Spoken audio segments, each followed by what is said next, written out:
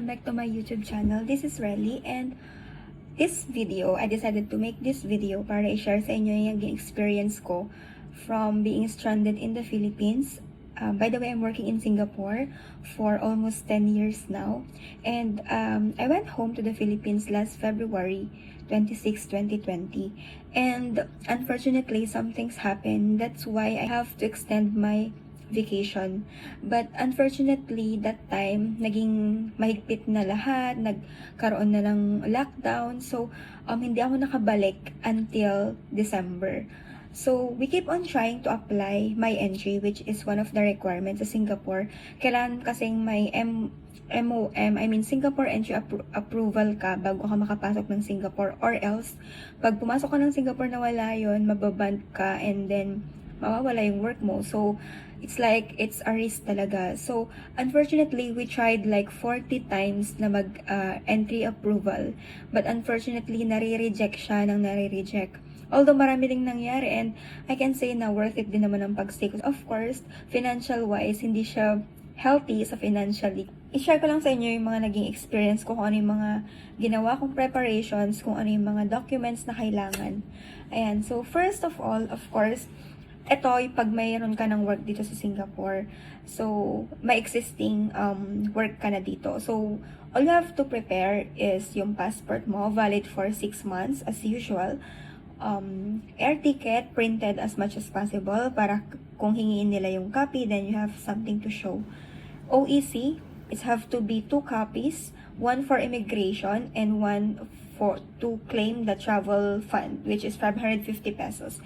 By the way, 1 copy, you should validate one of your OEC to the POEA counter, because they have to check on their system kung existing yun. Kasi minsan kailangan ding validation. Pag chinek kasi ng immigration na hindi na validate, you have to go back to the POEA counter. So it's like, takes time. Kaya kailangan mo na i-validate siya. And then, of course, yung IC, yung sa Singapore, and then our Singapore identification card, either SPAS, EPAS, or work permit. So, I'm a SPAS holder actually. And entry approval, which is, yung entry approval guys is, ina-apply siya ng HR sa Ministry of Manpower, which is the MOM. So, you have to print 3 copies of that, including yung attachment. So, it states there your name, details, and your passport number, and all your details nandun, and it states also that you are approved to enter Singapore on specific date.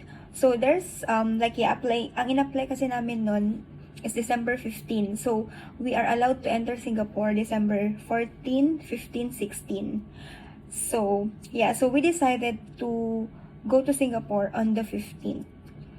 Yun. So if December 16, kung December 16 yung flight nyo guys, dapat mag-arrive kayo bago mag-midnight. So, pag midnight kasi, pag 12 a.m. na, it will be considered 17. So, they won't allow you to enter Singapore. So, ganun talaga siya ka-strict. So, sobrang specific talaga yung, yung date na binibigay nila. So, it's just like, kahit ano lang na dates. But anyway, i-check naman yun ng HR nyo kung valid or not. So, yun lang yung mga kailangan nyo i-consider. And then, of course, one of the requirements, like to, ang tawag doon, para ma-stop yung transmission ng virus, of course, they also require negative result of RT-PCR, or reverse transcription polymerase chain reaction, which is valid for 72 hours. 72 hours from date of departure. So, like us, ang ginawa namin, less than 72 hours talaga siya. Wala pa nga yatang 50 hours yun eh. Kaya ang ginawa namin, we counted. So, ang flight namin is December 15, 9:30 a.m. So, nagpa-test kami December 13 at 2:30 p.m. So, the result came in at 11:30, and it's earlier as expected. But make sure guys, you request for certificate of clearance, certificate of proof na negative kayo, like certification siya. And then the result itself, it's also must state your name, nationality, passport number, birthday, and the date and time of the test. It means yung date and time nung pagkakakolect nung sample sa'yo or yung pagkalagang ginawa nila yung swabbing sa'yo. Yeah. So, yun. So, by the way, it's have to be accredited by Ministry of Health ng Singapore. And we had our swab test at Singapore Medical Laboratories in Makati. It's 5,000 pesos. So, 24 hours result, no additional charges siya. And we decided to have it there because anyway, it's Singapore. So, we believe that hindi na kami magkakaproblema. So, all details naman nailagay nila for us.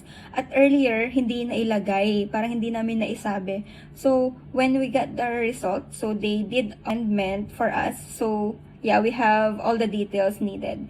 So, no additional charges for 24 hours result. Appointment needed. So, it's better for you to have an appointment. For us, we went there earlier, so mas natapos kami ng maaga. Kasi POEA Declaration form, I will just include the link down on the description box.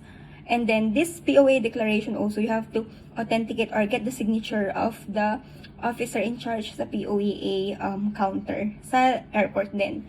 So, I will put the link below. Pag newly hired ka naman, you have to have your IPA.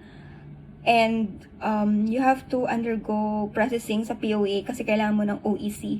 Yung kailangan para ma-clearance ka, para paliparin ka outside Philippines. So, yon kasi same employer naman ako, kaya SPAS lang yung hiningi sa amin. So, yun lang guys. Sa Singapore naman, they also require ICA Declaration 3 days before. So, this one, I also put the link down below. So, if you fill up mo lang siya, it's actually a declaration form. So, hindi ka na mag-fill up ng card. So, you just have to declare if you have any symptoms, your name, your particulars, and your address in Singapore.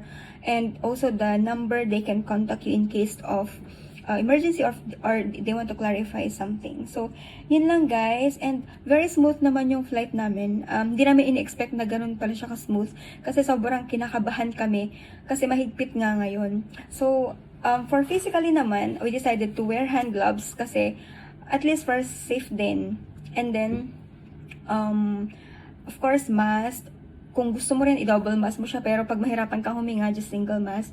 Advisable is surgical mask. Kasi, so that you don't have to reuse it or wash and reuse it. Kung nag-washable ka man, make sure na may surgical mask ka pa rin sa loob para i-double mo siya kasi it's better. Kasi syempre mas yun ng virus, 'di ba? Mas naiiwasan talaga yung ng virus sa surgical mask. And then of course we use face shield, but then when we arrive here in Singapore, pinatanggal nila yung face shield kasi hindi madidetect yung temperature ng mga dinadaanan pag may face shield. And then, yun lang guys. So, bring your own ballpen para hindi ka hiram ng ballpen. And by the way guys, for the IC pala, you have to have a photocopy of that or as much as possible pati na rin yung passport yun in case na kailanganin. So, yung IC kasi kinailangan namin ng photocopy nun to claim yung travel fund as OFW. So, kasama nun yung OEC. And, yeah, I will just link down below yung mga link ng mga forms na finilapan namin. And by the way, you have to download also. Sa PAL nga pala, sa PAL kasi kami may pre-departure. So, ilalagay ko rin yung link down below. Pre-departure form. May finilapan kaming form doon. Just follow the instructions and then they will ask you to download Trace app para hiniscan yun sa PAL para for contact tracing purposes. And then, you have to print also the email itself kasi nandun yung QR code for you. For the PAL, they require us to go earlier. Normally, it will be 3 hours or 4 hours. Dahil nga pandemic, you have to be there earlier para kung may ibang kailangan silang documents, you have time to rush. So, yun nga, today is our last night. And by the way, if you enter Singapore also, they require us to have our stay home notice or quarantine for 14 days sa hotel, which is, of course, we have to pay it on our own. But for the meantime, the company paid for us and they will just do a salary deduction. And then, what else? Yun lang. So, we still have to be healthy. Sa Singapore naman, they require us to download the Homer app wherein we are required to report our temperature. selfie. Actually, my selfie, temperature, and may mga symptoms doon. Just take no if you don't have any symptoms, and then just submit it. And we do a screenshot of that, so at least we have the record in case they will ask us in the future. And then after that, we also have another app. Ilalagay ko na din yung picture, dito. Lagay ko na rin mga picture at saka mga information sa details. Description box, Yun, so, yun lang guys. So, lalabas na kami bukas. And, yeah, here in Singapore, you have to wear your face mask all the time when you're out, except when you will eat or drink, so you're allowed to take off. But all throughout, dapat naka-face mask ka, and then social distancing is very important. We also have the Trace Together app dito sa Singapore, wherein pag pumunta ka sa mga establishment or wherever you go, may scan kang QR code doon so that it serves as the contact tracing. Yun lang guys, that's all. I'll just update you on how is Singapore outside. So I will be on outside, so I'll check out is 2 p.m. and yeah, we will be starting work again. So, by the way guys, just pray na makabalik kayo dito sa Singapore or makahanap ulit kayo dito ng work kasi, yeah, I know na lahat tayo na may mga pinagdaan ng crisis. Kasi ako din, me myself, na na-realize ko na it's very important talaga that you have a good relationship with the company so that they will keep you. Yeah, and sobrang thankful ko kay God na at least hindi niya kami pinahirapan pabalik dito, as in very smooth lang talaga siya. And we have 2 swab tests. I went swab test sa Philippines and dito sa Singapore, and it's both negative, so that's very relief for me kasi sobrang nakakatakot talaga na matamaan ka nun kasi aside from financially, kailangan mong mag-spend of course sa vaccine and everything, medications, yeah. So we had our swab test here on the 11th day of our quarantine. So we had the result yesterday and it came out negative. Thank God, praise God talaga na negative siya. So yun lang guys, pero Singapore is handling the pandemic very smooth, very, may mga tumatawag sa amin sa Homer, very friendly sila, na parang hindi mo iisipin na bilanggo ka dito sa kwarto, and they make us comfortable na dito sa kwarto kahit 14 days kami nandito.